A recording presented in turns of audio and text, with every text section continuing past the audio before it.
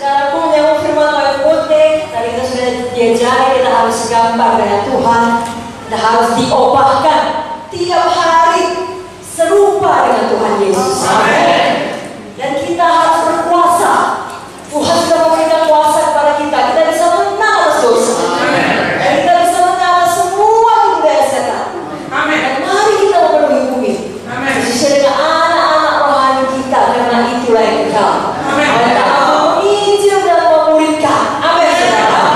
Dan tidak ada kita yang tidak penting dalam tubuh Kristus. Masing-masing kita memiliki bagian di dalam tubuh Kristus. Semuanya kita melayani, semuanya kita bekerja untuk Tuhan. Sore hari ini saya mau bicara mengenai seorang hamba Tuhan di Alkitab namanya Esther.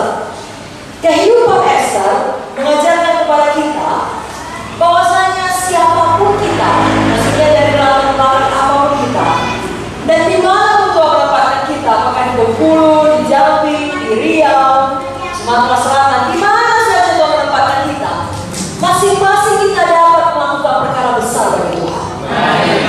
Walau mungkin ya setan mau menaruhkan pikiran negatif di dalam kepala kita dan berkata tidak mungkin melakukan pelayanan yang besar, yang ada ini pun sudah cukup bagus, sudahlah. Tetapi Tuhan punya panggilan yang besar bagi kita masing-masing. Kalau yang ada selama ini sudah cukup bagus, Tuhan memberikan jauh lebih besar lagi. Karena kita memang Allah kita yang sangat besar. Semoga yang percaya Tuhan punya panggilan yang besar bagi dia. Mari kita saya percaya. Amin. Jadi sama seperti kehidupan Esther. Saudara tahu siapakah Esther? Esther adalah seorang yatim piatu yang ayah ibunya sudah mati. Sebenarnya bisa jadi dia berkata, atau teman-temannya, orang-orang sini berkata, tidaklah mungkin bagi Esther yang yatim piatu ini terpilih menjadi ratu. Dibandingkan semua gadis-gadis lainnya yang mempunyai orang tua lengkap, yang tentunya mendapat pendidikan yang lebih baik karena ada dua orang tuanya, ayah dan ibunya dengan lengkap. Tidaklah mungkin bagi Esther yang kebangsaan Yahudi menjadi penguasa di istana. Dan tidaklah mungkin bagi Esther yang adalah seorang perempuan menjadi penyelamat daripada umat Israel, penyelamat satu bangsa. Nah, akal pikiran kita juga bisa jadi berkata, tidaklah mungkin di kota yang hijau seperti ini memiliki sidang Tuhan yang besar, atau tidaklah mungkin dengan jumlah jemaat yang ada kami bisa memfollow up ratusan jiwa-jiwa baru hasil KKR. Tidaklah mungkin untuk membuka KKS baru atau membuka apalagi tempat ibadah baru. Bagi beberapa orang bahkan berkata untuk dirinya tidaklah mungkin untuk sehat kembali. Umur saya pun sudah lanjut, penyakit saya pun sudah lama, sudah menanut. Tidaklah mungkin untuk diberkati dengan limpah. Asal ada makan pun sudah baiknya, apalagi setelah mengalami kebangkrutan. Tapi apa yang tidak mungkin bagi manusia, mungkin bagi Tuhan. Esther walaupun dia yatim piatu, betul dia menjadi ratu. Walaupun dia kebangsaan Yahudi, tak kalah dalam tanda kutip pada masa di mana dia hidup, itu adalah bangsa budak atau kelas warga kelas 2. Tapi toh Esther menjadi penguasa di istana.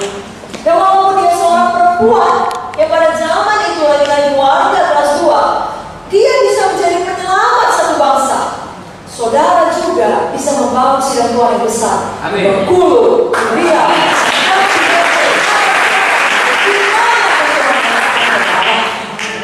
Kita bisa membuka tempat-tempat baru bagi Tuhan Yesus. KKS baru bagi Tuhan Yesus. Semua kita bisa sehat, sembuh, umur panjang bagi Tuhan Yesus. Semua kita bisa diberkati Tuhan dengan limpah. Supaya kita bisa menjadi berkat bagi banyak orang.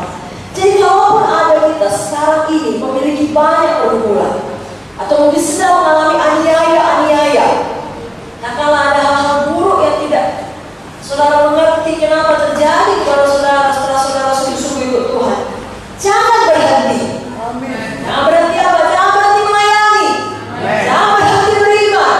Biar firman Tuhan tentang kehidupan Esther betul-betul membawa kita teguh melayani Tuhan dan beriman kepada Tuhan.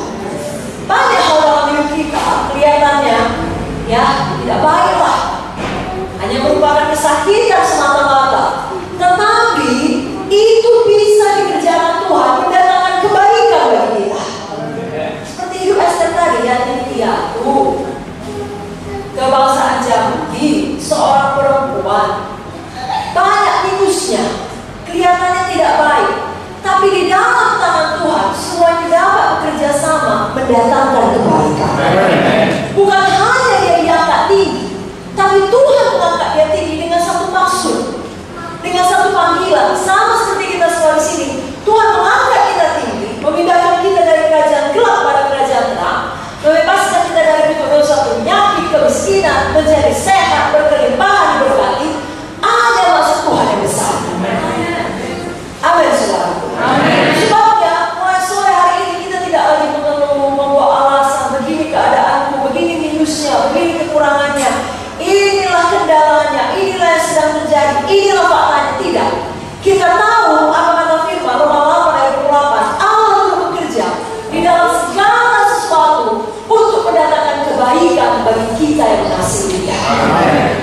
Jadi menurut mata dunia Esther banyak minusnya.